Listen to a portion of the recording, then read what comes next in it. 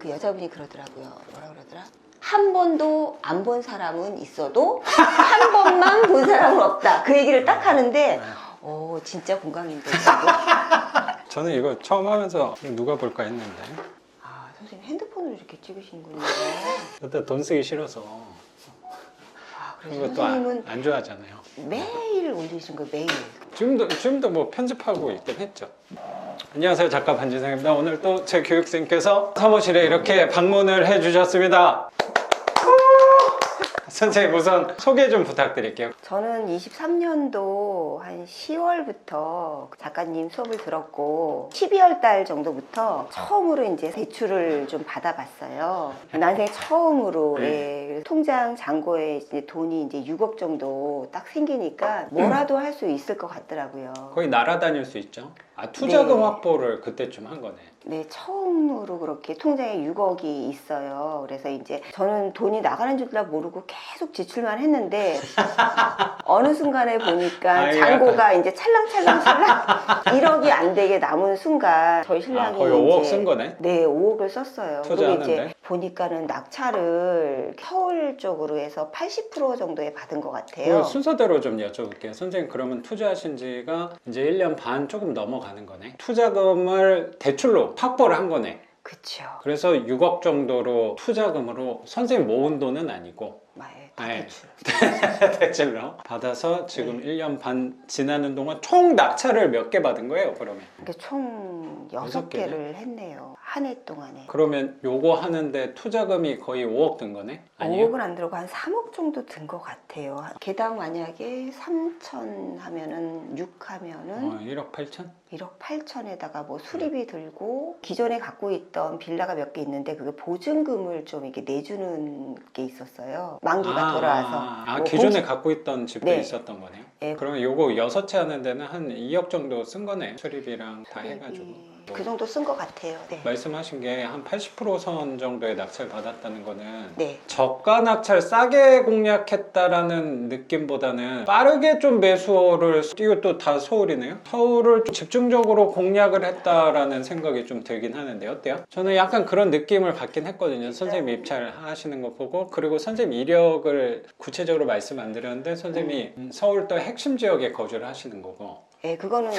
거주지요. 처음에 오셔서 했던 얘기가 좀 기억이 나는데 강남구에 썩은 반지하가 하나 있으셔서 양재동.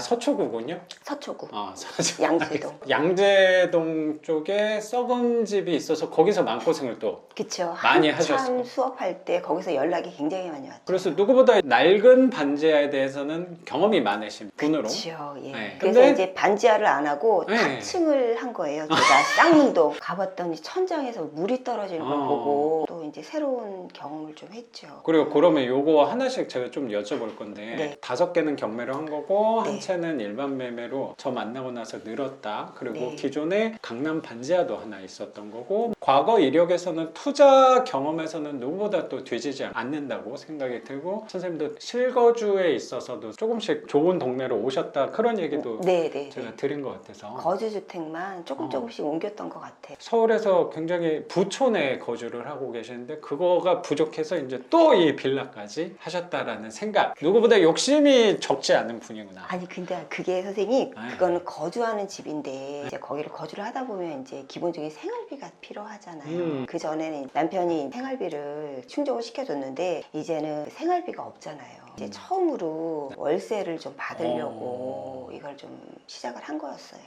그렇다면 총 6개를 저 만나고 나서 취득을 한 건데 일반 매매 하나 빼고 낙찰은 5개를 받은 거네. 그럼 5개에서 받는 총 월세는 얼마인지 여쭤봐도 될까요? 네, 총 월세는 375만 원. 375만 원. 그래도 훌륭한 성과라고 나는 생각이 드네요, 선생님. 근데 월세가 나오니까 네. 좀 마음이 편해졌어요. 순이익은 지금 제가 계산을 안 해와 갖고 잘 모르겠는데 원금 플러스 이자가 또 빠져나가니까 네. 절반 이상 나가는 거예요. 절반 이제 이상 대출을 받을 수 있는 것만큼 제가 다 받았어요. 200 정도 나가지 않을까? 원금 이자 하면? 그 그 정도? 정도 나가겠죠. 네. 네. 우리 투자자의 자세라고 생각하거든요. 얼마가 정확히 나가는지 모르는데 플러스만 되는 거야. 제가 선생님 진짜 아무 생각 없죠. 선생님한테 오면서 이런 거 정리해 아니야, 갖고 와야 아니야. 되는데. 그런 태도로 나는 살아갔으면 해요. 나도 그렇게 살아가려고 노력하거든요. 그래서 어쨌든 적자만 안 보면 되는 거 아닌가? 매출은 375만 원이면, 그리고 선생님이 가늠하기로는 원금하고 이자가 한 200 정도 빠지면은 100만 원 후반대, 1년 반 정도 만에 만드신 거면 훌륭한 성과 아닌가? 그쵸. 그럼요. 남편께서 그래도 소득이 소일거리가 있으시다고 아직은. 저희는 지금 이제 네. 일하는 게 건강보험료 대체용 그 일만 하는 거고 용돈 정도 버는 소득이 그 정도밖에 없어요. 그러니까 이제 이 정도 나오는 월세도 도움이 되죠. 선생님의 자제분들도 다 근데 이제 컸으니까. 큰애는 이제 독립했고 네. 둘째는 이제 아직 학생이에요. 더 시간이 좀 필요한 거고. 네. 근데 이제 지금 고민이 제 욕심 같았으면 이제 월세를 해서 더 좀 늘리고 싶은 마음이 있는데 제가 이제 거주하는 주택이 보유세 부담이 좀 큰 집이거든요. 네, 덩치가 거기- 아파트에 그쵸. 거주하시는 아파트니까 것 이제 같아요. 거기에 이제 하나하나 더 얹혀지면은 이게 세금이 종합부동산세도 내야 되고 재산세는 뭐 개별로 나가서 되겠는데 종합부동산 내야 되고 그리고 이제 이번에 5월 달에 처음으로 종합소득세 신고를 한번 해본 거예요. 그거 어떻게 했어요? 제가 했어요. 거기 인터넷으로 남편하고 각자. 훌륭하다. 처음으로 한번 해봤어요. 할만하더라고요. 잘하셨어요. 예, 그리고 내가 이제 하면 돼요. 만약에 해보고 안 되면 역으로 이제 들어오면 가태료 물자 이러면서 그냥 한번 해봤어요. 나도 그런 마음으로 항상 했어요. 제가 관리하는 집은 저 말고는 제일 잘 아는 사람이 저일 거 아니에요. 그래서 그렇죠. 이제 그런 마음으로 한번 해봤는데 그리고 이제 여기서 더 하면은 대출금이 더 늘 거 아니에요. 또 물론 월세도 늘잖아요. 그렇게 내다 보면 이게 실익이 있을까? 지금 현재로서는 공정시장가율인가 그게 60%로 돼 네. 있어서 그나마 세금이 많이 주는데 이건 종부세를 얘기하시는 거죠? 그쵸. 근데 앞으로는 이 보유세가 더 네. 많이 올라갈 확률이 많잖아요. 그러니까 네. 이거를 어떻게 해야 되나 지금. 물어보신 거 안에서 선생님 또 누구보다 뒤지지 않는 재산가다 보니까 이 보유세 보유세 안에서 우리나라는 특이하게 두 가지, 하나가 재산세, 하나가 종부세인데 재산세는 누진되는 게 없으니까 전혀 신경 쓸 건 아닌 거고, 근데 네. 종부세, 내 거주하는 아파트 덩치가 크다 보니까 신경이 쓰인다라는 거네요. 그쵸. 그러면 네. 종부세부터 한번 생각을 해보면, 거주 아파트는 누구 명이에요? 남편하고 공동명. 공동명이 선생님 9억이랑 남편분 남편 9억. 9억이랑 네. 이렇게 나눠지는 건데, 이 투자 물건은 선생님 명이? 아니에요. 투자 명의는? 투자 명의도 공동으로 했어요. 종부세가 걱정이 돼서 다 이제 2분의 1씩 다 한 거예요. 이것도 집당 다 반반씩 한 거야? 일부러 그렇게 했어요. 혹시나 이제 그 세금이 이제 부담스러우니까 할 때부터 그냥 2분의 1씩. 그리고 선생님 그때 알려주신 게 나중에 양도세에서도 그게 이제 2분의 1씩 하면은 250씩 공제되잖아요. 네. 처음 할 때부터 다 2분의 1씩 했어요. 그렇군요. 임대사업자 넣으면 되잖아요. 근데 요번에 이제 25년도 6월 4일자로 임대사업자 그게 부활을 했다 그러더라고요. 단기? 6년으로 됐는데 지금 그거를 공부하고 했더니 생각보다 제가 가지고 갈 의무사항이 너무 많더라고요. 그리고 맞아요. 잘 모르면 벌금이 많아요. 맞아요. 벌금이 많고 어떤 거는 500부터 해갖고 3천만 원이고, 그리고 이제 이게 지금 현재법이 아니라 나중에 되면 이게 소급이 되잖아요. 소급법이 적용이 되면 지금 법이 유효하지가 않잖아요. 그러니까는 결정적으로 제가 만약에 필요할 때 팔고 싶어도 이게 못 팔잖아요. 그거는 좀 아닌 것 같기도 하고. 종부세는 해결하려면 정답은 당연히 아니라고 생각은 하는데, 제가 하는 관점으로는 선생님은 요거에서 혹시 끝날 거예요? 6개에서? 그러면 선생님 말씀대로 어떻게 이 명의를 나눠서 쓰느냐를 나는 고민하는 게 현명한 선택이라고 생각해요. 근데 혹시 여기서 더 늘릴 거예요? 아니면 멈출 거예요? 그게 고민이에요, 선생님. 그렇죠. 늘리지 않을 거면 선생님 고민이 맞아요. 임대사업자는 넣으면 안 돼요, 내 생각에. 늘리지 않을 거면. 그렇죠. 근데 더 늘릴 거면 임대사업자는 필수예요. 특히 선생님이 고민한 종부세는 우리같이 누적하는 사람들은 종부세 합산 배제 임대사업자의 세제 혜택이 없으면 할 수가 없어요. 그렇기 때문에 제가 늘리는 게 선이다 라고 얘기는 못해요. 근데 저는 늘려온 사람이고 지금도 늘리고 있는 사람이다 보니까 임대사업자 종부세 합산 배제는 저한테 되게 중요한 혜택이라고 생각하고 하고 임대사업자는 필수다라고 생각하고 가고 있는 것 같아요. 그 안에 과태료나 할 일들이 굉장히 많잖아요. 뭐 하루만 삐끗해도 100만 원, 200만 원, 300만 원 이렇게 과태료 거의 뭐 범법자 만드는 느낌이 들긴 하는데 그거라도 있어서 나는 다행이다라고 생각은 갖고 있어요. 그게 없으면 못 하거든요. 이건 선생님, 파산이 안 맞아서. 그거를 다 직접 다 관리하세요? 직접 관리한다는 얘기가 질문을 생각해 보면 제가 다른 사람들한테 누구 맡기는 사람이 있냐?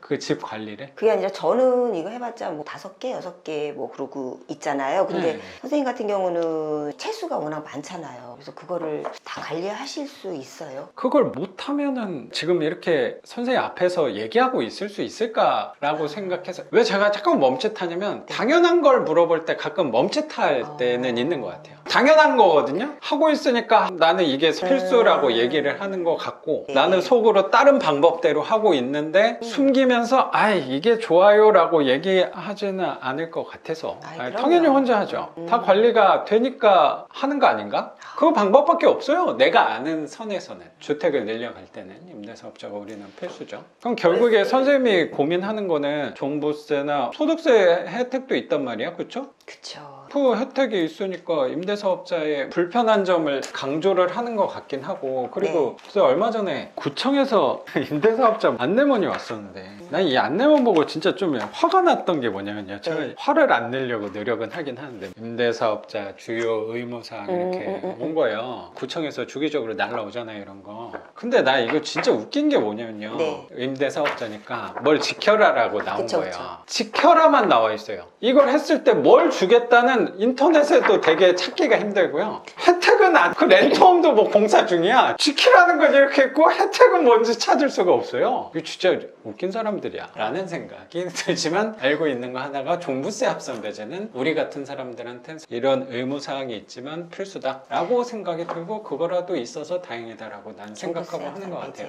거주주택 비과세 혜택 양도세에서 그런 게 있더라고요. 예를 들어서 제가 이제 5개를 이제 임대사업자로 묶었어요. 제가 이제 살고 있는 집을 갖다가 팔고 A에서 B로 바꿨어요. 그럴 때 양도세에서는 이제 혜택이 좀 있는 것 같더라고요. 거주주택 그렇지, 비과세. 그렇지. 그 부분 때문에 하는 거예요. 그쵸. 임대사업자는 근데 사실. 근데 왜냐면 선생님도 아시겠지만 우리처럼 늘려가는 사람들은 시장이 많지 않잖아요. 그래서 그 종부세 합산배제가 주류 투자자들 안에서는 그렇게 의미 없는 제도일 수도 있어. 그리고 종부세 한두 번 내는 거는 부담스럽지는 않잖아요. 근데 평생 내는 게 부담스러운 건 거지. 그렇죠. 근데 그거 파는 사람들은 그래서 별로 상관이 없어, 그건. 근데 우리는 누적하는 사람들이기 때문에 임대사업자가 나는 필요하다라고 생각을 갖고 있긴 해요. 그리고 저것도 있어요, 작가님. 예를 들어서 이제 제가 임대사업자로 묶었어요. A 집을 팔고 만약에 이제 조금 더 좋은 B로 가고 싶은 거예요. 그럴 때는 현재 법으로서는 취득세가 중과가 돼요. 그럼 12%. 그때는 주택수가 임대사업으로 묶어도 다 카운팅 되더라고요. 그게 저도 선생님하고 같은 입장이긴 한데 먼저 시작한 사람들의 불리한 점이 있긴 해요. 근데 최근에 만약에 늘려나간 사람은 작년 8월 8일 대책에 나온 것 중에 하나가 27년 12월까지 임대사업자에 등록한 주택은 취득세 중과 배제가 돼요. 아, 진짜요? 그 기간이 24년 1월부터 27년 12월까지거든요. 현재 기준에서는. 그 안에서 취득하고 60일 이내에 임대사업자를 등록한 사람만 되거든요. 그래서 선생님은 안 돼요. 왜냐면 24년 전에 취득한 게 있잖아. 나도 지났어. 그리고 나는 24년 전에 한 것도 있기 때문에 그건 취득세 혜택이 또 없어요. 작년 여름에 알게 된 부분인데 이제 시작하는 사람은 그 부분도 그렇게 중요하진 않아요. 그렇게 불리한 점이 되진 않아요. 선생님은 불리한 점은 맞아요. 그쵸. 네, 저도 마찬가지예요. 그쵸. 기존에 했던 사람을 우대해줘야 되는데 약간 핸드폰이랑 똑같아. 핸드폰 장기 고객은 서비스 다 안 주잖아. 약간 그 느낌이야. 새로 하는 사람들한테 혜택을 뭔가 더 준다라는 느낌이 조금 드는데 임대사업자 취득세 혜택도 있기 때문에 요새는 우리 포지션에선 도움이 많이 돼요. 세제 혜택 받으신 분들도. 작가님, 제가 5개를 임대사업으로 묶었어요. 근데 이제 또 7번째 주택을 막 받았어요. 그럼 이제 그거는 6개를 넣었다. 그쵸. 그러면은 취득세도 또 중과가 될 거 아니에요. 선생님 6개만 있는 게 아니고 혹시 보유 주택이 약간 양재동도 하나 있어요? 양재동도 있어요. 그럼 거주도 가락동 있고. 오피스텔도 있어요. 그 오피는 빼도 돼요. 네, 오피는 안 나오더라고요. 오피스텔. 오피는 상관없어요. 네. 그러면 주택은 양재 거주 이렇게 있는 거야? 또 있어? 제 명의로 된 거는 있고 아들 명의로. 아들은 어차피 세대 그쵸. 불리니까. 네. 양재동까지만 있는 거. 아, 그다음에 하계동 쪽에 아파트 하나 있어요. 아, 또 아파트 있어요? 그러면 옛날에 그 임대사업 등록 안 했어요. 그러니까 아파트는 임대사업자를 아예 등록을 못 하니까. 근데 빌라 같은 경우는 임대사업에 넣어볼까 말까를 고민할 수는 있잖아. 아파트는 고민조차 못하는. 맞아요. 옵션이 있다는 거는 한번 고려해봐도 좋지 않을까라는 생각이 드는 게 선생님이 1년 반 동안 하면서 자꾸 선생님 수업 하나 좀 더 만들었으면 좋겠어요. 나 좀 한번 만나줘요라고 했던 이유는 이 깊숙한 곳에는 저는 뭘 느꼈냐면요. 나는 하고 싶다라는 느낌을 저는 받긴 했거든요. 모르겠는데 제가 느꼈을 때는 더 하고 싶으니까 여기 선생님도 이 멀리까지 굳이 선생님 바쁜 시간 쪼개서 왔겠어? 더 하고 싶어서 아니야? 그쵸. 라고 나는 아니, 또 강요처럼 제가 얘기하는 것 아니에요. 같긴 맞아요. 한데 맞아요. 하고 싶어서라고 나는 생각이 들어요. 근데 남편분하고 의견 조율이 합을 맞춰서 가야 되다 보니까 맞아요. 그게 부대끼는 건 거지 내 깊숙한 곳엔 하고 싶다가 아닌가라는 생각이 좀 저는 들어요. 이제 하고 싶은데 저희 신랑은 이제 지금 보이는 게 아무것도 없잖아요. 보여준 게 아무것도 없잖아요. 그러니까 이게 보이는 거 아니야? 아니죠. 그러니까 왜냐면 이거는 저희 신랑 말로는 저한테 사고 쳤대요. 사고라고 하기는 너무 이게 대형 사고, 집을 진짜 사탕 사듯이 이렇게가 사고, 사탕 사듯이 그냥 하나 둘 샀대요 저한테. 이게 아무런 대책이 없잖아요. 이거를 이제 뭐 팔아갖고 수익을 이렇게 딱 갖다 준 게 아니잖아요. 그러니까 이게 이제 보유세가 많이 나오니까 저한테 사고만 쳤다 그러는 그러면 거예요. 지금 종부세가 나오겠네? 이거 임대사업자 안 냈으면? 나오는데 얼마 안 나오는데 그래서 좀 나오는데 시장 공정가율이 올라갈 수도 그쵸. 있고 공시가격도 올라갈 수도 올라가고 있다는 그때보다 그 보유 두려움이 있겠네. 나는 그런 두려움이 생각보다 별로 없거든요. 근데 보유세가 지금도 내는데 종부세를 내는데 이게 이제 그때보다 한 4개가 더 얹어졌잖아요. 그쵸? 6월 1일 이후에 산 것도 있기 때문에 4개가 더 얹어졌는데 그럼 그쵸? 좀 무섭네. 공정시장 가율도 60에서 더 올라갈 거란 말이에요. 그렇겠죠. 그러니까 이게 되게 두려움이 두려움이 커요. 크죠, 당연히. 그리고 선생님도 부동산 시장에 몸 담은 지는 꽤 된 거니까. 관심은 그리고 많았죠. 아시겠지만 18년도 때 정부 때 종부세 무섭게 나왔잖아요. 저 많이 냈죠. 근데 18년도에 종부세 제가 남편하고 한 1,000만 원 정도 냈거든요. 물론 제일 이제 비쌌을 때? 네. 근데 이제 그때는 지금 이 주택이 없을 때잖아요. 그렇지. 그때 그래도 아까 하계동 아파트랑 그쵸. 얹어지는 게 없는데도 그 정도 냈는데 이제 이 5개가 얹어졌는데 근데 문재인 때처럼 하면은 마음이 너무너무 불안했어요. 이게 나도 선생님 입장이고 나도 만약에 제가 선생님 남편분이라면 그만하라고 하는 게 저희 나는 신랑이- 당연히 이성적인 사람이라면 안 하는 게 맞지. 지금 선생님 5개 하는 동안 하나도 보여준 게 없잖아요. 문재인 때 보유세를 내봤는데 거기 5개가 더 얹어져서 보유세를 낼 생각하니까 그때 자기가 소득 활동을 할 때고 막 그러니까 괜찮았는데 지금 소득 활동이 없잖아요. 그러니까 이제 저희 신랑이 그만해라. 사고 그렇지. 그만 쳐라. 그만하라고 그리고 맞지. 하나만 더 하면 도장 찍자. 그래서 제가 하나 더 해볼까 어떻게 해나 볼까 막 그런 얘기도 했는데 걱정도 돼요. 걱정되죠. 더 하냐 아니면 멈추냐에서 저도 선생님 중간중간 연락하고 이렇게 하는 성과를 보고 그리고 수업 시간에 얘기 나누고 했을 때 선생님이 어떤 성향인지 조금 느낄 수 있잖아요. 그리고 아직도 기억나는 게 선생님이 원래 광장동 사시다가 이 남쪽으로 내려왔던 그 사례도 기억이 나거든요. 남편분한테 얘기도 안 하고 이사 가셨다고. 광장동도 좋은 데인데 더 좋은 데로 한테 이사 갈 때 2013년도에. 너무 현명한 선택이었던 거잖아요. 그런 성향을 근데 네. 작가님 저희 신랑은 그거를 어떻게 생각하냐면 완전 반전이에요. 업고 다녀야 될 것 같은데 아니에요. 남편이었으면. 그것도 사고 싶다 그러죠. 저희 신랑이 뭐라 그러냐면은 아니 어떻게 이렇게 생각을 하는지 저랑 다른 생각을 하고 있는 사람인데 강장동에서 남쪽으로 갔을 때 예를 들어서 1억 3천인데 그냥 2억으로 잡을게요. 네. 갭이 뭐 부대 비용 다 해서. 예. 근데 사실은 2억도 안 들었는데 2억이라고 잡고 2억을 갖다가 제가 2013년도인데 지금 10년이 넘었잖아요. 2억을 이제 은행에 내서 5% 하면 그게 이자가 2억이 붙었다고 생각을 하면 갭이 4억이잖아요. 4억을 썼대요, 제가. 강장동에서 이쪽으로 갔을 때 4억을 썼대요. 근데 그거를 안 옮겼으면 4억을 안 썼을 거 아니냐 저희 신랑이 그러는 거예요. 그래서 제가 이 뇌구조가 좀 다른 분이라는 생각이 좀 들어요. 그래 근데 그 저희 신랑은 또 논리는 또 말을 또 되게 잘해서 제가 반박을 못하는 거예요. 그래서 제가 그럼 우리 네이버에 한번 검색을 해보자 옛날 아파트 광장동 하고 아파트 지금 현재 아파트하고 검색을 해보자. 그리고 5만 원 걸게 하자. 제가 그랬어요. 바로 그랬더니 안 해. 나 돈 없어. 이러는 거예요. 그래서 아니 현명한 어떻게 분이네. 지는 게임은 안 하는 분이네요. 어떻게 그런 생각을 하는지 그치. 이사한 것도 이사를 안 했으면 부대 비용이 안 들 텐데 나는 지금 거기서도 불편한 게 없는데 이제 너가 이제 사고 쳐서 옮겼다. 지금 이 5개도 물론 이제 월세는 대충 뭐 100만 원 정도 현금 흐름이 생겼지만 나한테는 지금 별로 그렇게 왜냐면은 대출이 많아지고 보유세도 많아지고 세금도 많아지는데 너 사고 쳤다 이러는 거예요 저한테. 그래서 내가 잘못된 건지 제가 뭘 잘못 생각을 하는지 아니면 저희 신랑이 맞는 생각을 하는데 내가 잘못된 건지 그래서 잘 모르겠어요. 선생님도 맞고요. 남편분도 맞아요. 남편분이 중요하게 생각하는 거는 집이 똑같이 유지되더라도 6, 7년 전쯤에 종부세 1,000만 원 냈던 기억이 너무 아까울 것 같고 두려움이 나는 생길 것 같은데 그때보다 재산이 더 늘어나 공시가격 합이 더 늘어났으면 돈. 그때보다 더 나올 것 같은 두려움이면 야 그만해라라고 얘기하는 게 정상적인 사고 관점에서의 남편이라고 나는 생각하고 그리고 이제 그때는 네. 자기가 이제 소득이 있었으니까 그렇지. 이게 웬만 버틸 수 있었는데 지금 이제 그게 없잖아요. 그러면 위축되는 게 있잖아요. 그러니까 남편이 그런 얘기를 자꾸 하니까 저도 이거 근데 괜히 벌려놨나 보다. 이거 어떻게 해야 되지? 막 걱정이 많아요.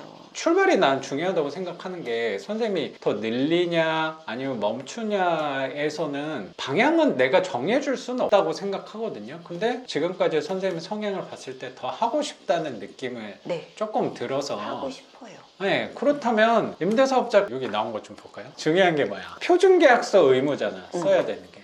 표준계약서 쓰면 되잖아. 이건 뭐 어려운 거 아니잖아. 이거 뭐 표준계약서. 1,000만 원 과태료 부과 무섭긴 한데. 부동산 안 통하고도 이렇게 표준 계약서 거기서 개인적으로 해도 돼요? 당연하죠. 좀 귀찮긴 하지만 쓰면 되지. 임대차 신고 3개월 이내 이 임대차 신고는 이거 진짜 웃긴 전월세 게 신고제 하잖아요. 그쵸. 이게 진짜 웃긴 게 뭐냐면 일반 임대차 시장에서는 지금 6월 1일부터 전월세 신고 의무된 거잖아요. 네네네. 그래서 그게 한 달이에요. 맞아요. 그 신고해야 돼요. 신고가 의무가 보류되다가 미뤄지다가 맞아요, 지금 이제 맞아요. 시행한다는 거잖아요. 근데 이거 되게 웃긴 게 임대사업자는 3개월이에요.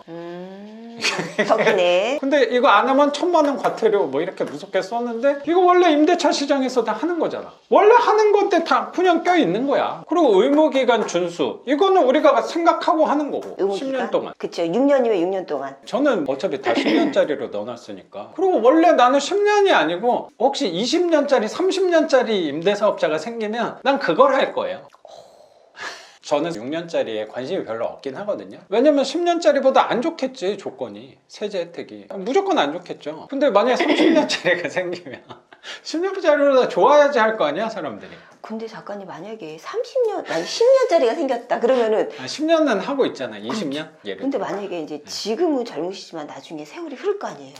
그러면은 어떻게 그거를? 그거를 구체적으로 왜 안 파냐 그거야? 그쵸. 왜냐면 계속 갖고 있잖아요. 그러면 네. 이제 관리하기도 힘들 거고 집도 지금보다 더 낡을 거고 물론 이제 그게 뭐 재개발이나 뭐 자체 재건축이 될 수도 있겠지만 그럴 수도 있잖아요. 그러니까 나는 자꾸 누구 말을 더 들으려고 하냐면 선생 같은 분의 말을 더 들으려고 하고 이왕이면 그런 썩은 집을 좀 갖고 있는 사람들 아파트 투자해서 시세 차익 한 사람들 뭐 1억, 2억, 5억 이렇게 시세 차익으로 번 사람들 그 투자가 형편없는 잘못된 투자야 이게 아니고 이왕이면 나처럼 하고 있는 사람 중에 성과가 난 사람들을 더 볼 거고 나도 짧은 기간을 한 건 아니잖아요. 오래된 빨간 벽돌 반지하를 나름대로 꾸준히 갖고 있었잖아요. 10년을 넘게. 그쵸. 그러면 나 스스로한테도 배울 수 있는 게 분명히 있지 않을까라고 생각하는 게 그 질문하시는 분들은 보통 빌라를 오랫동안 갖고 계셨던 분들은 많지는 않은 것 같아요. 너 나중에 30년 너 나이가 지금처럼은 아닐 건데 너 나중에 70대 80대 돼서는 어떻게 할 거냐 그때도 물 풀어 다닐 거냐 선생님 저 못 퍼봤어요. 양재동 비밀. 여기 막 퍼갖고 양재기를 쓰레받기로 그러니까. 그때 또 70대 돼가지고 약간 좀 비참해. 그래갖고 저 옆집에 네. 옆 라인에 어떤 분이 나이가 많은데 그 사건 이후로 팔았잖아요. 나이가 많으시니까 도저히 힘들어서 못하겠다고. 그래요. 그게 나한테 또 힌트가 되는 것 같은데 일단은 내가 할만해요. 그리고 나도 아까 내 경험 안에서 배운다는 게 뭐냐면 제가 한 40개 정도 있잖아요. 이거 되게 재밌는 게 뭐냐면 선생님 1년 반 전에 만났을 때 수업할 때는 제가 개발되는 게 한 7, 8개 정도 있었거든요. 잡혀있는 게. 근데 최근에 더 늘었어요. 1년 반 지나니까 11개인가 그래요. 지정된 데가. 그것도 어떻게 될지 모르겠죠. 그러면 5년, 10년, 20년 20년이 지나면 똑같을까? 딱 11개로 멈춰 있을까? 여기서 막 해제가 되거나 하는 것들도 있겠지만 늘어나는 것도 정부도 계속 뭐 지금 정권만 있는 건 아니니까 변동되는 것도 있지 않을까? 그러면 일단 중요한 건 뭐냐면 내 안에서는 이렇게 좋은 신호도 봤어. 불편한 것도 있지. 뭐 물을 푸는 경우도 있겠지만 좋은 신호도 봤잖아요. 근데 아직은 혹시라도 물 차고 그러면 풀 정도는 되잖아요. 아직은. 그쵸. 네. 그러면 또 10년 정도 지나서 또 방향을 볼 거 아니야. 40개 갖고 있었던 게 준다거나 오히려 희망이 더 없어졌거나 하면은 그때 가서 생각을 하려고 노력을 하려고 하는 것 같아요. 왜냐면 지금 기준에서는 답을 세워놓을 수도 없고 세워놓을 필요도 나는 없다고 생각하거든요. 이게 선생님 앞에서 굉장히 주제 넘는 얘기일 수도 있는데 저는 그렇게 왔어요. 지금까지. 그 5년, 10년을 내다보면서 온 것처럼 사람들이 가끔 봐주시는 분이 있는데 전 그렇게 안 왔어요. 난 지금 당장만 봤어요. 당장 했을 때 내가 종부세가 불편하면 종부세를 피하기 위해서 찾다가 임대사업자를 찾아낸 거예요. 저는 정확히 선생님 시점이 지금이야. 내가 생각할 때는 과거에는 정권도 그렇고 세금도 혹시 나오더라도 약간 부담이 덜해. 낼만 했어. 맞아요. 했는데 지금은 혹시라도 이번 정부에서는 방향성이 좀 정해졌기 때문에 그쵸. 불편해질 수밖에 없는 상황은 나도 맞다고 생각하거든요. 그러면은 임대사업자 생각을 한번 해봐야 돼요. 내 생각에. 그러면 잠이 안 올 것 같은데. 네. 근데 선생님이 그 과거에 경험했던 저랑 경험한 거에서 조금 차이가 있다고 생각하는 게 시세 차익의 맛을 보셨다고 생각이 그리고 보고 또 주변에서 듣는 것도 저보다는 많이 있을 것 같은 느낌이 들어서 그거를 또 놓기가 쉽지는 않을 것 같아요. 저는 그런 부분을 생각보다 제 삶에서 주변 사람들 안에서 굉장히 차단을 많이 해놨어요. 선별을 많이 해놨고 그러다 보니까 내 주변에는 시세 차익으로 얼마를 벌었다 하는 사람들이 없어요. 그런 부분에서는 놓기가 편해요. 나 이거 1가구 1주택 비과세에 대한 거를 생각을 좀 안 해도 되는 것 같아요. 하다 보니까 이거는 제 짧은 생각이니까 선생님한테 노라 말하는 못하죠. 근데 빌라를 늘려나가려면 임대사업자는 필요해요. 뭐 다른 부분들은 뭐 큰 부분들은 아니니까 임대사업자 의무사항은 굉장히 있는 것처럼 보이지만 일반 시장에 임대하는 거랑 당연히 뭐 이 정도 때문에 혹시 종부세 빼주고 재산세 감면해줄 거고 소득세도 감면해줄 건데 좋은 것만 선택은 할 수는 없잖아요. 내가 놓는 부분도 생길 건데 뭐 저도 무섭긴 해요. 이렇게 자꾸 1000만 원 500만 원 이런 거 써놓으면 나도 무섭지. 근데 왜 선생님보다 좀 덜 고민스럽냐면요. 선생님이 이제 선택을 하는 사람이어서 그런 것 같고 나는 과거에 해놓은 거가 계속 소급 적용이 되고 있는 사람이고 뺄 수가 없잖아. 그러다 보니까 나는 내 나름대로 유리하게 생각을 해야 되잖아요. 이거 어차피 해야 되는 건데 뭐 이거 엄청 귀찮아요. 관리하는 거를 컴퓨터나 이런 걸로 시스템으로 만들어 놓으셨어요. 하나 계약서를 써요. 전월세 신고 관리하는 거, 표준 계약서는 쓸 거고, 그리고 쭉 해야 될 거 있잖아요. 계속 이 같은 거를 반복하다 보면 이게 하나는 시스템으로 이렇게 다 돌아가게끔 이렇게 해놓으신 거예요. 계약서도 하다 보면은 이게 그러니까 이게 말이 쉬운 거지 놓쳐요. 근데 아쉬운데. 선생님이 이제 시작하는 거에서 부담을 갖는다고 나는 느껴지니까 결국 왜 부담스러우냐면 2년에 한 번씩 똑같은 금액으로 연장이 돼도 임대사업자는 똑같이 써야 되고 제출을 해야 되잖아요. 그쵸. 그게 부담스러운 거잖아요, 결국에. 계약서 똑같이 쓰는 게. 그쵸. 그리고 채수가 좀 몇 개 되니까 저 같은 경우는 이제 개인 간 뭐 당근이나 뭐 이런 데는 한 번도 계약한 적이 없어요. 왜냐하면 그런 데 올렸어도 막상 계약하는 건 부동산에서 연락이 와갖고 이것도 중개 수수료도 은근히 많이 나가더라고요. 채수가 되니까. 이런 것도 솔직히 좀 부담스럽고. 지금 돈 번 거는 얘기 안 하고 부담스러운 것만 얘기하는 거 아니에요? 그렇게 하는 거는 선생님이 375만 원 중에 한 200만 원 돈 나가고 한 100만 원 후반대 소득이 그러면 한 180만 원이라고 셈 치면 거의 2천만 원 갖고 오는 거 아니야? 그쵸. 그거에서 다 감당이 되는 거 아니에요? 중개보수 이런 거요? 네. 그렇죠. 그건 뭐 당연한 거지. 월세는 하나도 없는데 내가 재산세만 나가고 종부세만 나가고 중개보수만 나가고 라는 느낌이 자꾸 드는 거야. 어쨌든 1년에 한 2천만 원은 순소득으로 갖고 오는 건데 그리고 선생님이 왜 늘린다고 하겠어 생각을 해보면 이게 다 적자를 보고 있으면 내가 더 늘린다고는 남편께서 안 말려도 내가 알아서 멈춰. 그게 작가님 저도 이제 약간의 지금 경계인데 예를 들어서 이제 월세가 이제 들어오니까 이게 마음이 좀 편해져요. 마음이 편해지는데 일단 이제 앞으로 낼 세금을 생각하면 이게 이제 탁 걸리는 거죠.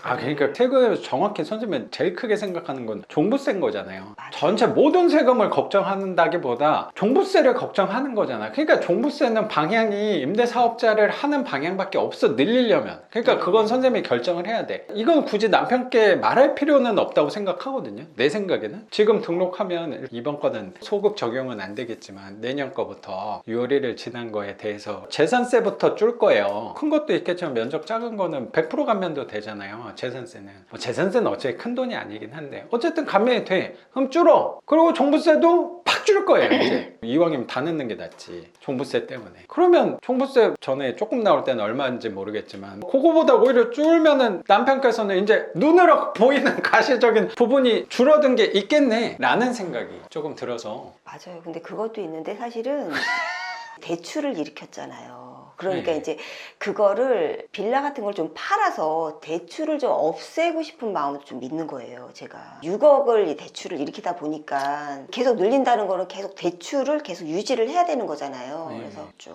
부담스러워요. 물론 이제 다 좋은 것만 할 수 없지만 월세는 받고 싶은데 월세를 받으면 대출도 늘려야 되잖아요. 그렇죠? 그리고 임대사업자를 등록을 하면 최소 6년 이상은 팔지를 못하잖아요. 그럼 이제 계속 대출을 가져가야 되는 거잖아요. 지금 현재 올라서 좀 팔아서 대출을 좀 갚고 싶은 마음도 있고, 그리고 이제 이거를 월세를 늘리고 싶은 마음도 있고, 이러니까 생각보다 월세도 받고 중간에 하다가 팔고 이게 양립하기가 되게 어려워요, 생각보다. 왜냐면 또 특징도 다르거든. 월세 받는 물건을 공략할 때는 싸게 낙찰을 받는 게 되게 중요하잖아요. 그래야지 수익률이 좋을 수 있으니까. 그러려면 사람들이 선호하는 물건을 싸게 받기가 어려운 거 선생님 잘 알잖아요. 맞아요. 그러면은 어떻게 보면 시세 차익 하는 사람들이 별로 안 좋아하는 물건, 최근에 탑층도 많이 받으셨다고 하니까 시세 차익 물건과 빌라 월세 받는 물건은 성향 자체가 좀 다른 것 같아서 되게 이쁜 게 잘 팔리잖아요. 반지하나 탑층보다는 연식도 어느 정도 깨끗한 연식이 파는데, 그리고 월세 인테리어랑 매도하는데 인테리어는 차원이 다르다고 생각도 조금 들고요. 어떻게 매도하는 데는 조금 더 신경을 더 많이 쓰는 것 같아서 인테리어 할 때 예를 들어 화장실도 보통 쓸만하면 타일 같은 건 안 바꾸고 세면대나 변기통이나 거울장이나 요 정도 액세서리 정도만 바꾸는데, 매도하는 포지션에서는 보통 화장실은 당연히 올수리하고 판다, 뭐 그런 류로 말씀을 드린 것 같아요. 샤시도 저는 별로 안 하는데 매도하는 분들은 샤시 하는 분들도 많이 계시더라고요.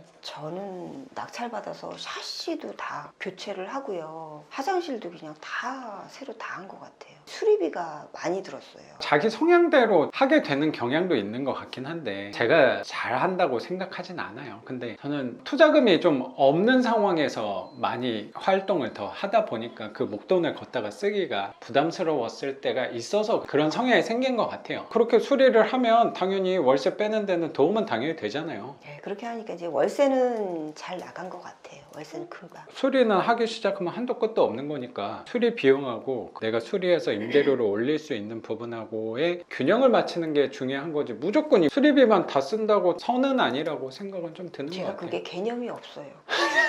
그래갖고 저희 신랑이 수리도 그냥 할 때 1,000만 원, 1,500만 원 이렇게 막 하고, 통장에 이제 돈 있으니까 그냥 아무 생각 없이 수리도 하고 낙찰도 받고. 저는 한 번 가는 그 시간, 그 기회비용을 금액을 높여서 그냥 낙찰을 받았거든요. 수익률을 이제 계산을 했더니 작가님 영상 보면은 20% 넘는 것도 에이 막 이러는데 저는 평균이 11%. 그래서 제가 선생님한테는 수익률을 안 물어보는 거예요. 네. 막 그러니까 이게 맞나 그래서. 아니 근데 선생님은 포지션이 있었어요. 제가 느꼈을 때 선생님은 1번이 수익률이 아니에요. 투자하는 관점이요. 제가요? 네. 근데 잠깐 제가 그게 아직 개념이 없어요. 이게 차익형 투자인지 수익형 투자인지 제가 그 개념이 없어요. 제가 느낀 바로는 네. 제 네, 생각이에요. 그게 정확할 것 같아요. 어디에 가깝냐면 차익 쪽에 가까운 느낌이에요. 그렇죠. 왜냐면 월세 쪽에서는 10% 보면 안 돼요. 제가 왜냐면 주로 재미가 없어요. 재미도 제가- 없는 게 결국에 이게 뭐냐면 두려움이 생긴다는 거지. 옆에서 보는 사람들이 그래도 이 정도라서 놀라게 아니 다행이다라고 생각했는데 400 정도 받아서 한 200 정도 나가는 꼴이니까 균형이 맞아. 그 안에 이자만 또 내는 게 아니고 원금까지 같이 내는데 반반이면 괜찮지. 서울 위주로 또 다 하셨으니까. 제가 다니는 게 주로 이제 전철 타고 다니거든요. 네. 그러니까 이제 약간 떨어진 데는 제가 운전을 잘 안 해요. 다니기가 너무 힘들더라고요. 서울 위주로. 전철 타고 다닐 수 있는 그 위주로. 이게 월세가 손이라고 자꾸 비춰지는 경향이 생기는데 저도 모르게 얘는 어쨌든 서울이니까 개발 가능성에서는 그리고 매도하는 데 있어서는 파주 이런 데보다는 유리한 건 맞잖아요. 냉정하게. 교육생분들 제가 파주 얘기를 많이 하긴 하는데 단적으로 파주랑 선생님 목동에도 빌라가 여기 있는데 목동을 놨을 때 비교할 건 아닌 것 같긴 해요. 월세 수익률은 파주도 20%고 서울도 20%를 놓는 게 그게 오히려 욕심은 아닌가라고 생각이 들고 선생님이 현금의 가치가 떨어지기 전에 빨리 쓰는 게 더 현명한 방법인 것 같다라는 생각으로 한 거면 이게 더 맞는 거죠. 사실은 그 개념도 없었어요. 아 개념이야 만들면 돼요. 그런가요? 그리고 개념은 껴 맞추는 거예요 원래. 너무 개념을 명확히 세우고 하면 못 나가요. 그래서 선생님은 주관은 명확했거든. 나는 빨리 낙찰은 받아야겠다. 네. 그리고 이왕이면 대중교통으로 다닐 수 있는 그쵸. 그리고 내가 좀 익숙한 동네를 이왕이면 서울 위주로 좀 해야겠다는 명확한 게 있었어요 내가 생각할 때. 근데 하다 보니까 성과가 좋은 부분은 낙찰도 1년 반 해서 낙찰을 5개 받고 월세를 375만 원 받는 거는 이건 쉬운 건 아닌 거는 맞잖아요. 이건 굉장한 성과는 맞거든. 네. 근데 대출 비율이 높아지고 세금에 대한 부담감도 오다 보니까 어떤 관점에서는 야, 너무 또 대출 비율이 높고 수익률적으로는 그렇게 현명하지 못한 거 아니야?로 바라볼 수도 있다고 생각도 들어요. 어떤 부분은 그 관점도 선생님도 인지는 하잖아요. 그러면 그럼요. 이렇게 네. 하다 보면 항상 선생님도 부동산 1~2년 한 사람은 아니니까 잘 알 거예요. 그리고 양재동에 또 썩은 반지하를 또 했으니까 잘 알 것 같은 게 이렇게 하다 보면 그것도 그냥 왜 샀는지 모르겠어요. 그때도. 아 그거는 내가 정확히 알아요. 그건 개발 때문에 산 거야 선생님. 아니에요, 진짜. 네이버에 안 나가는 물건이 있어서 우연히 검색하다가 가보니까 역하고 가까워서 산 거예요. 그때는 개발 후제 이런 것도 하나도 없었어요. 지금은요? 지금은 뭐 모아타운 4구역 역하고 딱 붙어 있는데 거기는 또 역하고 이렇게 딱 붙어 있으니까는 사람들이 동의를 안 해요. 아 제가 이걸 너무 부동산을 단순화시킨다는 생각도 있긴 해요. 저는 그쪽으로 생각하면은 되게 마음이 편해지더라고요. 세상의 모든 투자는 두 개밖에 없다고 생각을 하는 사람이긴 해요. 하나는 시세 차익인 거고 하나는 현금 흐름 관점인 것 같아요. 여기에 애매하게 걸친 중간도 당연히 있겠지만 두 개밖에 없는 거야 내가 생각할 때는. 근데 양재동은 일단 현금 흐름 쪽은 아닌 거거든요. 그때 당시도 그럴 거예요 분명히. 내가 산 가격에 대출 받아서 아니면 반전세든 월세 현금 흐름에서는 할 의미가 없었을 거예요. 선생님이 경매로 한 10%보다도 안 좋았을 것 같은 느낌 제가 정확히 모르지만 그럴 것 같긴 하거든요. 그러면은 얘는 현금 흐름이 안 나온다는 거는 결국에 이 깊숙한 것을 들여다보면 개발이 된다를 떠나서 내가 1억에 샀으면 못해도 7천 8천 오히려 손해를 보고 사겠다는 관점은 당연히 아닐 거잖아. 이건 정신 나간 사람이지. 못해도 1, 2천 아니면 5천 1억이라도 더 비싸게 언젠가는 팔 거야 라는 관점에서 한 거라고 생각하거든요. 왜냐면 얘는 갖고 있을 때 돈을 넣어주는 아이는 아니잖아. 네네. 그럼 현금 흐름 쪽은 아닌 건 맞아요. 그러면 얘는 시세차익 쪽이에요. 맞아요. 왜냐면 양재동의 땅의 가치만 봤을 때 양재동은 누구나 갖고 싶은 탐을 내는 그냥 보유만 하고 싶어. 지하 빌라인데도요? 그럼요. 지하 빌라지만 위층하고 지분은 똑같이 있으니까. 선생님은 이제 반지하를 산 게 아니고 양재동 땅을 산 거잖아요. 그 땅 가치를 보고 나는 근데 멀리 내다보고 얘는 어쨌든 손해는 안 보겠구나. 근데 현금으로만 안 나오지만 보유하고 있으면 얘가 돈은 좀 되겠구나. 촉 때문에 한 거라고 생각하거든요. 근데 그 관점은 나는 시세차익 쪽인 것 같아요. 근데 그거를 지금 팔지도 않고 갖고 아유, 있으니까 네.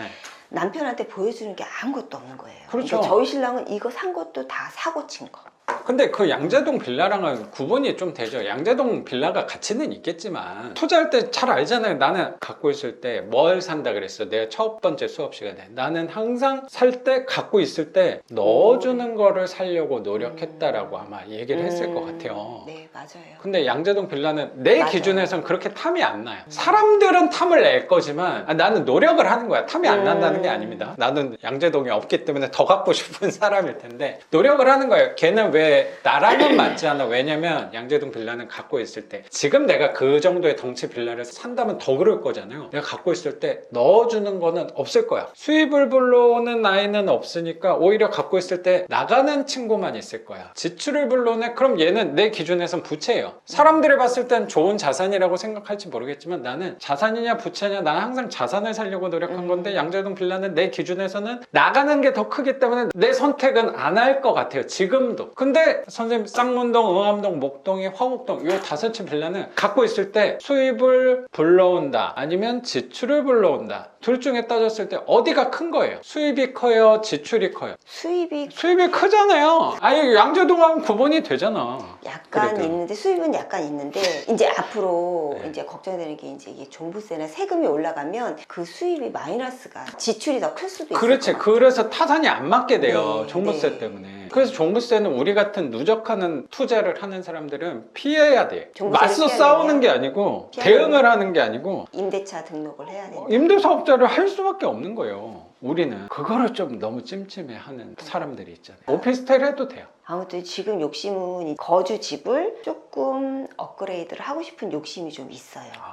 이렇게 선생님한테 배워야 돼요, 이런 거. 두 개 다 욕심을 내면 안 되잖아요. 월세 늘리는 것도 버티는 용 플러스 이거를 이제 좀 팔아서 업그레이드 해갖고 좋은 집을 하나 이제 가지고 있고 지금 딱 갈림길이잖아요. 이걸 월세를 빌라를 더 늘려가야 되나 아니면은 이거를 지켜보다가 정권이 이렇게 되면 빌라 가격도 좀 오를 것 같기도 해요. 그러면 이제 그러겠죠. 이거를 팔아서 원래 목표대로 가야 그래, 되나 이런 그러네요. 고민도 좀 되고 생활하는 현금 흐름이 좀 부족하니까 대출을 더 일으켜서 월세를 더 늘려야 되나 그렇게 되면 이제 세금 부담이 더 커지겠죠. 네. 이렇게 해야 되나 이런 고민도 좀 들고 고민이 많으시네요. 저는 항상 삶의 태도를 어떻게 하려고 노력하냐면 하나를 얻으려면 하나를 내려놔야 된다고 항상 생각이 있는 사람이에요. 똑똑한 사람들은 두 개를 다 얻는 방법을 알고 있을지 모르겠는데 저는 하나를 내려놓을 걸 생각하는 것 같아요. 그러다 보니까 어떤 관점에선 제가 집도 많아지고 월세도 전보다 많아지고 한 게 어떤 사람들은 잘했다라고 관점으로 보는 사람들도 있는데 반대로 나는 굉장히 큰 걸 내려놓은 게 선생님 아까 고민하시는 강남의 아파트를 취득한다는 꿈 자체가 아예 없는 거예요.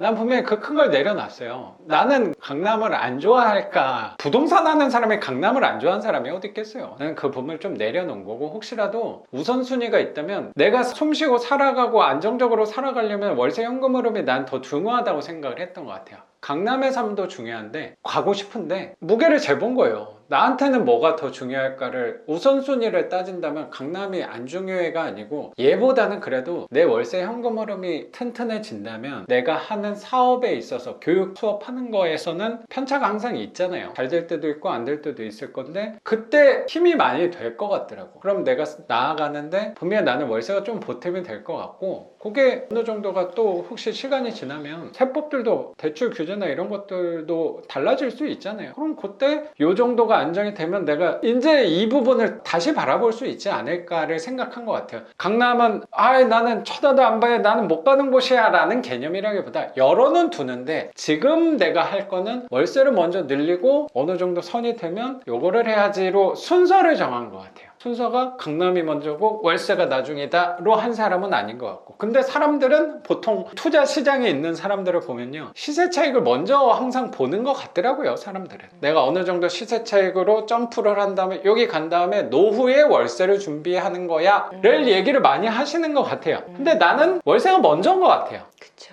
저는 그렇게 경험을 한 사람이어서 그런가? 아니요 작가님 말씀 맞는 것 같아요. 진짜 저도 너무 이렇게 욕심을 내는 것 같다는 생각이 들어요. 저도 왜냐면 이제 예전 같지 않고 그리고 이제 저도 이제 애가 이제 좀 다 컸잖아요. 이제 좀 욕심을 좀 내려놔야 되는데 그 욕심이 모르겠어요. 거주주택을 내려놔야 되는지 아니면 이제 월세를 계속 유지를 해야 되는지.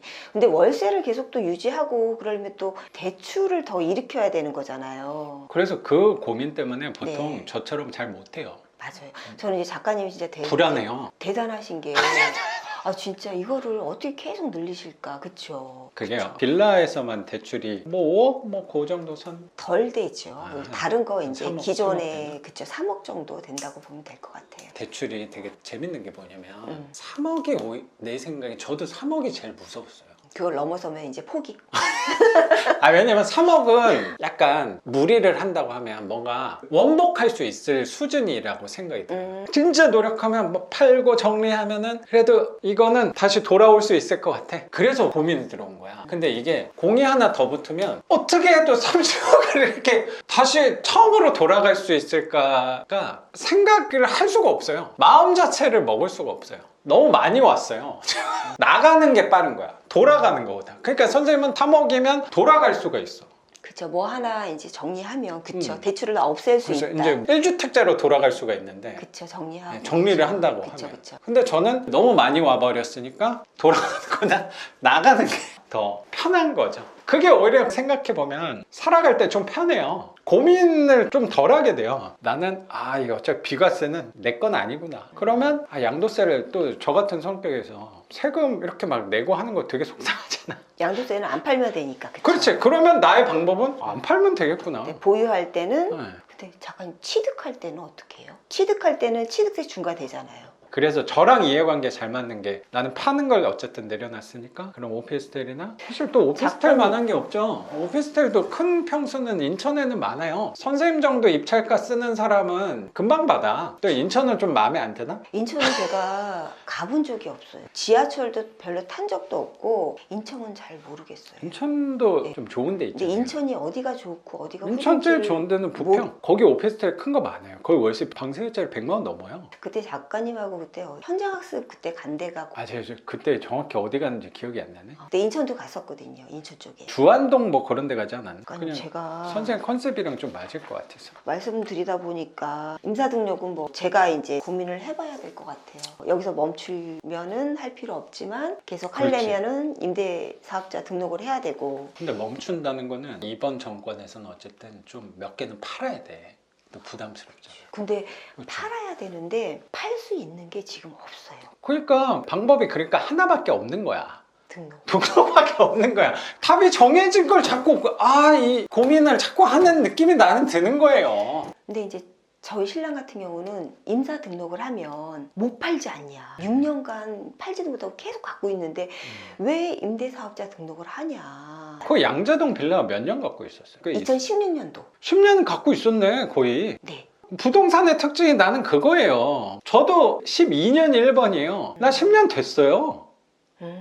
초반에 한 거는. 근데 내가 10년 지났으면 걔는 비과세 받을 수 있거든요. 내가 팔 생각이 있을까요? 이건 뭐 내 성향이어서 그럴지도 모르겠는데 팔 생각이 없는데 속편하게 그냥 넣어놓고 까먹고 있으면 되는 거 아닌가라는 생각이 내 너무 단순하게 그쵸. 생각하나. 그쵸. 편하게 그러고 있으면 되는데. 자꾸 머리를 써서 그래요. 아니 그게 아니라 머리를 안 쓰는데요. 들어오는 현금 흐름이 별로 없잖아요. 제일 큰 게 그건 것 같아요. 현금 흐름이 없으니까 월세를 늘리고 싶은데 대출이 늘어나고 보유세도 늘어날 거라고 생각을 하니까 그게 이제 부담스러운 거죠. 끝나지 않는 되돌이표라고 생각도 되긴 하는데요. 그 임대사업자 옵션이 있으니까 그 부분을 생각해 보는 게 맞지 않을까. 선생님 안 해봤는데 나는 해봤잖아요. 해본 사람 입장에서 내가 선생님이라면 고민은 안 할 것 같긴 해요. 근데 선생님이 집을 좋은 동네로 옮기거나 하는 거에 대해서는 저는 그런 부분을 좀 내려놓고 생각한 거니까 그 부분까지 생각한다면 무게를 재보는 게 맞지 않을까. 그리고 저는 항상 선택의 기로에서 섰을 때 어떤 선택을 하려고 노력을 하냐면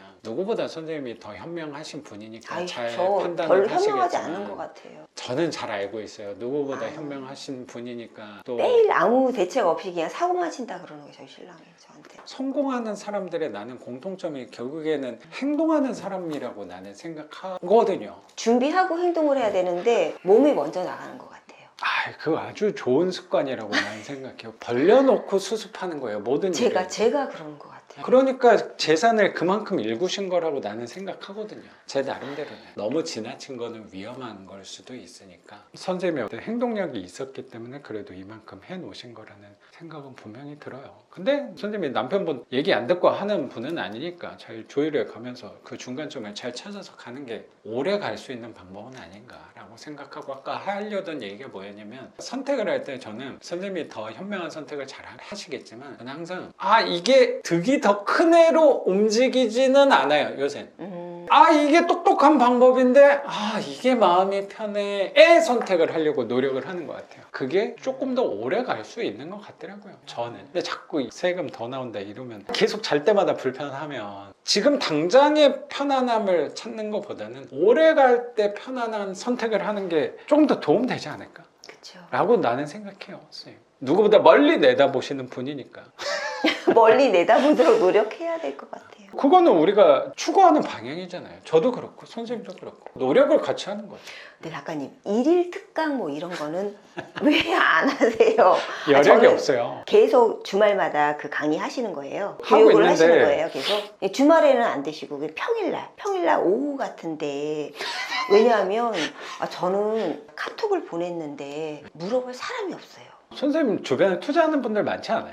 아예 그닥 없어요. 그리고 이런 얘기를 할 사람이 별로 없어요. 그리고 모임 갔을 때 이런 얘기를 안 해요. 편하게 잘 사시는 것 같은데 이런 얘기는 안 해요. 그래서 이제 이런 얘기 할 데가 없어요. 고민이스러운데 저희 남편한테 물어보면 매일 저한테 이제 사고만 쳤다고 막 이러고, 남편한테도 별로 도움이 안 돼요. 유일하게 이제 작가님한테 이렇게 보내는 게 다인 거거든요. 그래서 제가 너무 그냥 마음이 답답해요. 그래서 이제 그 가끔씩이라도 이제 뭐 일일 특강 이런 거 있으면 오시는 분들은 그래도 이제 성향이 비슷한 분들이 많을 거 아니에요. 그러면 이제 그분들한테 물어보는 거죠. 그리고 이제 작가님한테 이렇게 하면은 이제 생각을 지금 이럴 때는 좀 이렇게 해야겠다 이런 생각이 드니까 제가 이제 중심 잡기가 좀 편할 것 같아요. 오늘 이제 작가님 이렇게 뵀는데 밥도 한번 먹고 편하게 말씀을 하려고 했는데 또 영상을 촬영을 하니까 이게 나중에 어떻게 또 저한테 올지 모르겠는데, 제가 말하면서 정리가 좀 된 것 같아요. 오래 가려면 마음 편한 투자가 중요한 거고, 마음을 편하게 하려면 지금 시점에서 멈추고 팔지 아니면은 임대차 등록을 해야 될지, 그건 이제 제가 이제 조금 더 고민을 해야 될 것 같아요.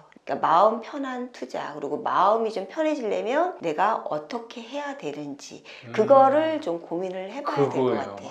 맞네요. 말하면서 정리가 되고 작가님하고 있으면서 좀 정리가 되고 그런 것 같아요. 저도 선생님 말씀하시니까 또 정리가 되는 것 같고, 선생님한테 또 이렇게 배운다는 생각도 들어요. 아이, 그럴 리가요.